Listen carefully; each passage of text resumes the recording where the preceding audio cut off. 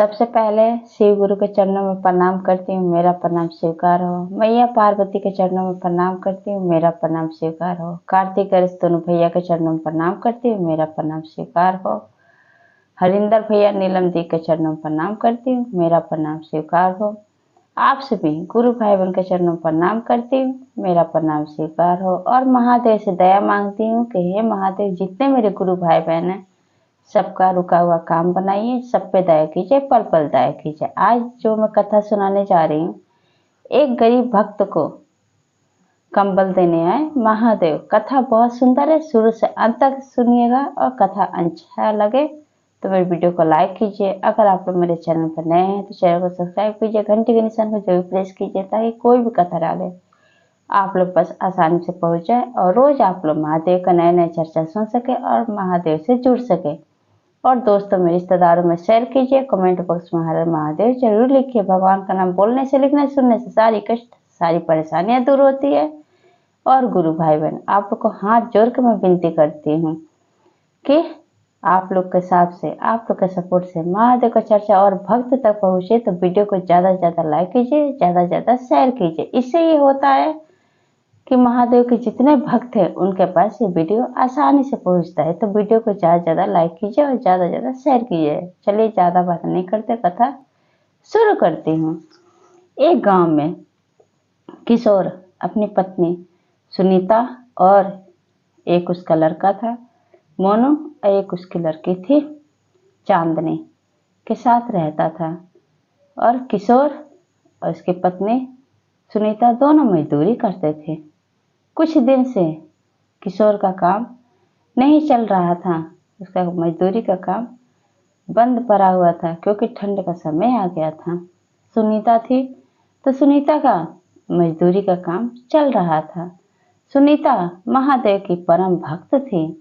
सुनीता जब भी काम पे जाती तब महादेव के मंदिर में माथा टेकते हुए और महादेव के दर्शन करते हुए जाती थी। ऐसे धीरे धीरे समय बीतने लगा गुरु भाई बहन। ठंड का समय आ गया, ठंड बहुत जोर की पड़ने लगी। अब क्या होता है, सुनीता कहती है अपने पति किशोर से कि आपको कहीं काम मिला? तो किशोर कहता है कि हाँ मुझे काम मिला है, लेकिन 2 ही 4 दिन का है। तब कहती है सुनीता कि आप पैसे लाते तो बच्चों के लिए मैं कपड़े खरीदती, ठंड का स्वेटर और गर्म कपड़े खरीदती, क्योंकि ठंड बहुत ज़्यादा हो रहा है, बच्चों का तबीयत खराब हो जाएगा। किशोर कहता है कि सुनीता तुम्हें तो पता है कि घर में राशन नहीं है। मैं सोच रहा हूँ कि जो मजदूरी का पैसा मिलेगा तो मैं घर में राशन ले आऊँगा, कुछ दिन हम लोग का गुजारा हो जाएगा। कहता है किशोर अपनी पत्नी से, सुनीता से, कि जो पुराने कपड़े हैं उसी को तुम पहनाओ बच्चों को। तब क्या कहती है, कहती है सुनीता कि जो पुराने कपड़े थे उसको मैं धो के डाल रखी हूँ, अभी सूखा नहीं है और मेरे पास एक पतला सा शॉल है। तब किशोर कहता है उसी शॉल को तुम बच्चों को ओढ़ा देना, तब तक स्वेटर सूख जाएगा। अब क्या होता है कि सुनीता अपने बच्चों को ठंड से बचाने के लिए अपना शॉल दोनों बच्चों को, चांदनी को और मोनू को, लड़के को और लड़की को, दोनों को ओढ़ा देती है और अपना पतला सा साड़ी पहन के सिकुड़ते हुए चली जाती है काम पे मजदूरी करने के लिए। जब जाती है तो बीच रास्ते में महादेव का मंदिर पड़ता है। महादेव के मंदिर में जाके महादेव के शिवलिंग के सामने कहते कि हे महादेव, इतना ठंड का समय आ गया है, मेरे पति किशोर का काम भी नहीं चल रहा है, उनका भी काम ठप पड़ा हुआ है। अब आप ही हमारी मदद कीजिए, आप भी दया कीजिए। हे महादेव, इतने ठंड में हमारे बच्चे कैसे रहेंगे, आप कुछ चमत्कार कीजिए। ऐसे कहती है सुनीता महादेव से और कहते कि हे महादेव, आपसे तो कुछ छुपा नहीं है, हमारे पास इतना पैसा नहीं है कि हम अपने बच्चों के लिए नए कपड़ा ले सके, नए स्वेटर ले सके। आप कुछ कीजिए महादेव, आप कुछ कीजिए। तब क्या होता है गुरु भाई बहन, जब इतना बोल के महादेव के मंदिर की सीढ़ी से उतरती रहती है तो क्या देखती है, मंदिर के बगल में एक आदमी कंबल दान कर रहा होता है। तब सुनीता देख के लाइन में लग जाती है और उसको काफी समय बीत जाता है, उसको एक कंबल दान में मिल जाता है। जब कंबल मिल जाता है तो महादेव को नमन करते हो कि हे महादेव, आपकी जय हो, आपकी कृपा से एक कंबल मिल गया, कुछ दिन तो ठंड का कट जाएगा।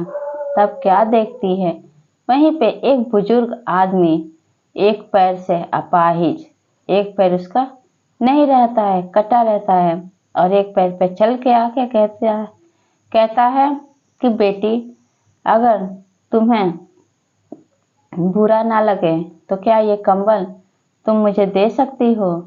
तुम पे महादेव हमेशा दया बरसाएंगे, दया कृपा तुम लोगों पर बरसाएंगे। मैं एक पैर से अपाहिज होने के कारण मैं ज्यादा देर तक खड़ा नहीं हो सकता, इसलिए मुझे कंबल नहीं मिला, और इतनी ठंड है कि मैं खड़ा भी नहीं हो पा रहा हूँ। और वो व्यक्ति थर थर कांपने लगता है। अब सुनीता क्या करती है, अपना कंबल उस व्यक्ति को दे देती है। वो आदमी ले लेता है और कहता है वो आदमी कि भगवान तुम्हारे पूरे परिवार की रक्षा करे, अपना दया कृपा बना के रखे। बेटी तुम बहुत दयालु लगती हो, महादेव तुम्हें हर एक दुख मुसीबत से बचा के रखे, तुम्हारी सारी कष्ट सारी परेशानियां दूर कर दे। ऐसा वो आदमी आशीर्वाद देते हुए चला जाता है। कहती है सुनीता उस आदमी से कि आप आशीर्वाद जो भी दिए हैं बहुत अच्छा दिए हैं, मुझे आपके आशीर्वाद की जरूरत है। अब वो आदमी आशीर्वाद देके सुनीता को चला जाता है, और सुनीता काम करने के लिए जब पहुंचती है तो उसको देर हो जाता है। अब आदमी जो होता है मालिक, तो सुनीता को बहुत सुनाता है। तब कहता है कि आज से तुम्हें यहाँ काम पे आने की जरूरत नहीं है, मैं तुम्हें काम से निकाल रहा हूँ, और बाकी जो भी काम की हो तो तुम्हें 40 रुपये मेरा एक दिन का तुम पे निकलेगा, और पहले का हिसाब किताब बराबर कर दिया हूँ। अब सुनीता हाथ जोड़ के बहुत जोर जोर से रोती है और कहती है कि मालिक आप ऐसा क्यों कर रहे हैं, आखिर मुझसे ऐसा क्या गलती हो गया है आप मेरे साथ ऐसा कर रहे हैं। तब मालिक कहता है कि नहीं, तुम देर से आई हो काम पे, इसलिए मैं तुम्हें नहीं रख सकता, तुम्हारे बदले मैं किसी और को रख लूंगा। और सुनीता की एक भी बात नहीं मानता है, और मालिक सुनीता घर काम से निकाल देता है। सुनीता रोते हुए अपने घर आती है, किशोर पहले ही आ गया रहता है। तब किशोर कहता है सुनीता से कि बताओ, एक तो इतने ठिठुरती ठंड में हमारे पास कपड़े नहीं हैं, एक तुम्हें दान में कंबल मिला, वो भी तुमने उस व्यक्ति को दान कर दिया। तब सुनीता कहती है कि आप ऐसा क्यों सोचते हैं, शायद ये कंबल उस आदमी की किस्मत में था। महादेव उस आदमी की किस्मत में ये कंबल लिखे हुए थे, इसलिए। अब कहता है किशोर कि बताओ, घर में अब एक फूटी अन्न भी नहीं है, और मेरा काम तो बंद पड़ा ही है, तुम्हारा भी मालिक तुम्हें काम से निकाल दिया है, अब हम लोग को पानी पी के सोना पड़ेगा। तब क्या होता है, इतना किशोर और सुनीता दोनों बात करते ही रहते हैं कि उसी समय बाहर का दरवाजा पे कोई दस्तक देता है, खटखट सी आवाज होती है। तब सुनीता कहती है कि इस समय कौन होगा। तब किशोर कहता है कि मैं अभी दरवाजा खोल कर देखता हूँ। जब दरवाजा खोलता है तो क्या देखता है, दरवाजे के बाहर एक आदमी 8-10 कंबल लिए और थैले में अनाज लिए। कहता है कि भैया, मैं कंबल बेचने के लिए घर से निकला था, लेकिन काफी रात हो गई है, तो इसलिए इस समय घर जाना उचित नहीं होगा, क्या भैया आप इस समय मुझे ठहरने का जगह देंगे? और ये कुछ अनाज है, क्या आप खाना बनवा देंगे? मेरे लिए भोजन करवा देंगे? भोजन बनवा सकते हैं? तब किशोर कहता है कि ठीक है भैया, आप अंदर आइए।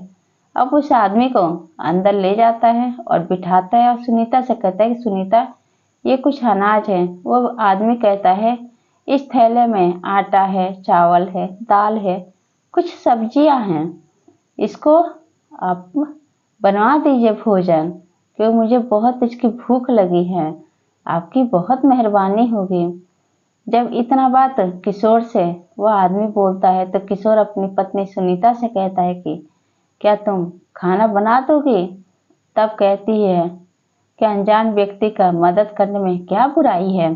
सुनीता कहती है कि मैं भी पका देती हूँ। फिर थैला को लेकर जाती है और चूल्हे पे रोटी, दाल, सब्जी, चावल सब खाना बना के और थाल में परोस के उस आदमी को देती है खाने के लिए, जो कि आया था। तब वो आदमी कहता है कि भैया मैं अकेले कैसे खाऊंगा, आप लोग भी खाइए ना। और आपके बच्चे कंबल क्यों नहीं ओढ़ रखे हैं? आपके बच्चे ऐसे सोए थे बिना कंबल के। तब वो आदमी कहता है ये लीजिए, मेरे पास तो बहुत सारा कंबल है, मेरा तो कंपनी कंबल का है, 8-10 कंबल है, ये ले लीजिए और अपने बच्चों को ओढ़ा दीजिएगा। और कुछ गर्म कपड़े भी हैं इसमें, जो कि मैं बेचने के लिए निकला था, इसको अपने बच्चों को पहना दीजिए। और किशोर और सुनीता से वो आदमी कहता है कि आप दोनों भी साथ में खाइए, मैं अकेले भोजन नहीं कर सकता। तब क्या होता है कि सुनीता कहती है अपने पति किशोर से कि मैं प्लेट में खाना निकालती हूँ, आप भी बैठ के खाइए। फिर 2 थाल में, एक अपने लिए, एक अपने पति किशोर के लिए और एक उस आदमी के लिए, थाल में खाना निकाल के ला कर देती है और तीनों बैठ के खाने लगते हैं। ये सब देख के किशोर और उसकी पत्नी सुनीता दोनों को आंखों में आंसू भर जाता है। दोनों जोर जोर से रोने लगते हैं और मन ही मन सुनीता भगवान को दया मांगती है महादेव से कि हे महादेव, आपकी दया से आज हमें 2 रोटी नसीब हो रहा है, नहीं तो आज हम भूखे ही रह जाते। फिर वो आदमी वहां से खाना खा के कहता है कि अब मैं यहाँ से जा रहा हूँ, ये कंबल है, गर्म कपड़े, ये अपने बच्चों को पहना दीजिएगा। जब वो आदमी चला जाता है तो सुनीता क्या देखती है, जब गठरी खोलती है तो कंबल के देखती है कि जो कंबल उसको दान में मिला था, वो कंबल भी उस कंबल के साथ था, रखा हुआ था। अब देख के कहती है अपने पति किशोर से कि सुनिए जी, ये कोई और इंसान नहीं थे, ये स्वयं महादेव हमें आए थे कंबल देने के लिए। तब कहता है किशोर कि सुनीता, ये तुम क्या कह रही हो? तब सुनीता कहते कि हाँ, ये कोई और नहीं, ये स्वयं महादेव आए थे, क्योंकि ये कंबल मुझे दान में मिला था, जो मैंने दान दिया था उस व्यक्ति को। अब क्या होता है, किशोर कहता है अपनी पत्नी सुनीता से कि मैं कितना पागल हूँ, कितना नादान हूँ कि मैं भगवान को नहीं पहचान सका कि महादेव हमारे घर आए हैं हमें कंबल देने। तब क्या होता है, अब सुनीता देखती है जहाँ पे वो आदमी बैठ के खाना खाया था, वहां पे दोनों पैर का छाप उखड़ा रहता है। अब उस पैर पे गिर के और दोनों कहते हैं, सुनीता कहती है हे महादेव, आपने मेरी सच्ची भक्ति देख के आप आए थे हमारी मदद करने, और मैं आपको पहचान भी नहीं पाई। आप गरीब की मदद करने किस रूप में आप आ गए? आप कम से कम हमें दर्शन तो दिए होते। इतना बात किशोर और सुनीता दोनों कहते हैं। अब क्या होता है, उस दिन से उस आदमी के घर में कदम पड़ते ही ऐसा होता है कि अगले दिन ही किशोर को बड़ी सी कंपनी में नौकरी मिल जाता है और उसकी कमाई चरगुना होने लगता है और सुनीता का सारा दुख तकलीफ दूर हो जाता है और बच्चे भी अच्छे अच्छे कपड़े पहनने लगते हैं और बड़ी सी मकान में रहने लगते हैं और सारा दुख तकलीफ सब खत्म हो जाता है। और ये सब कुछ हुआ महादेव के दया कृपा से। सुनीता कहती है मंदिर जाके अपने परिवार के साथ कि हे महादेव, आपने एक गरीब बेटी का ठंड में आए कंबल देने, आपने हमारी गरीबी दूर कर दी। आज मैं बहुत खुश हूँ कि आप मेरी भक्ति से प्रसन्न हैं। ये बात सुनीता उसका पूरा परिवार महादेव से नमन करता है और उस दिन से सुनीता किशोर का सारा दुख तकलीफ दूर हो जाता है और दिन पर दिन कमाई होने लगता है। सुनीता का भी नौकरी लग जाता है, उसके पति किशोर का भी नौकरी लग जाता है, अच्छे से ठाट बाट से रहने लगते हैं। तो गुरु भाई बहन, ये चर्चा आप लोग कैसा लगा कमेंट बॉक्स में बताइए। सब बोलिए हर हर महादेव, माता पार्वती की जय।